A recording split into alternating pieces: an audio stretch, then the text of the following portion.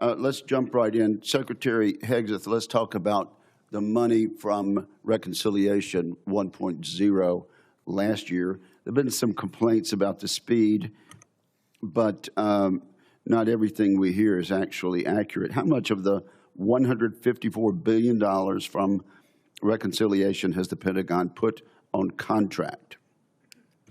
My understanding, Mr. Chairman, first I'd like to say what an important vehicle Reconciliation was for us and how it gave us a chance coming out of FY25 to advance the President's priorities, whether it's drone dominance, Golden Dome for America, shipbuilding, the defense industrial base. It was a critical vehicle for us.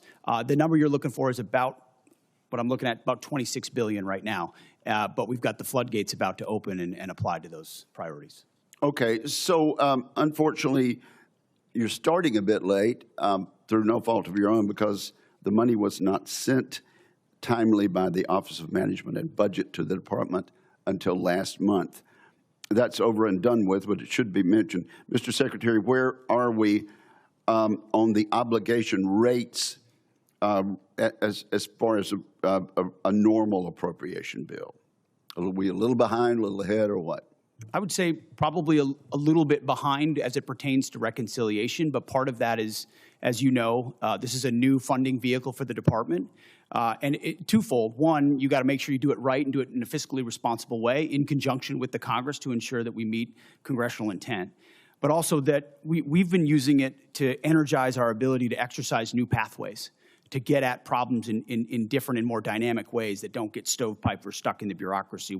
So yes, there's been some delays, but ultimately I think it's all goodness on the other side, given the new nature of this funding vehicle. Right. Yes. Well, and things have been done differently, and we appreciate that. But Mr. Secretary, will you commit to us that you'll keep the committee informed frequently of your efforts to get all this money out the door so our industrial base can start building as you have described in this new flexibility that we provided them? Absolutely. And you mentioned a few things in Reconciliation that you think have been game changers. I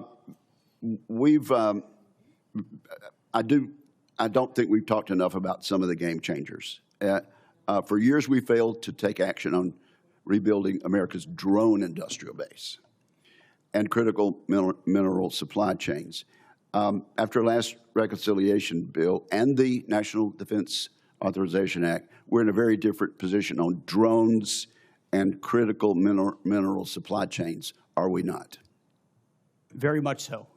Mineral supply chains, drones, we went from JIATA 401 to an autonomous warfare group.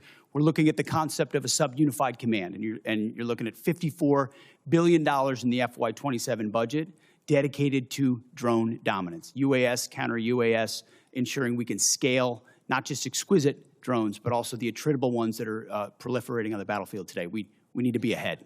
Are there any other initiatives from last year's bill that you want to point out?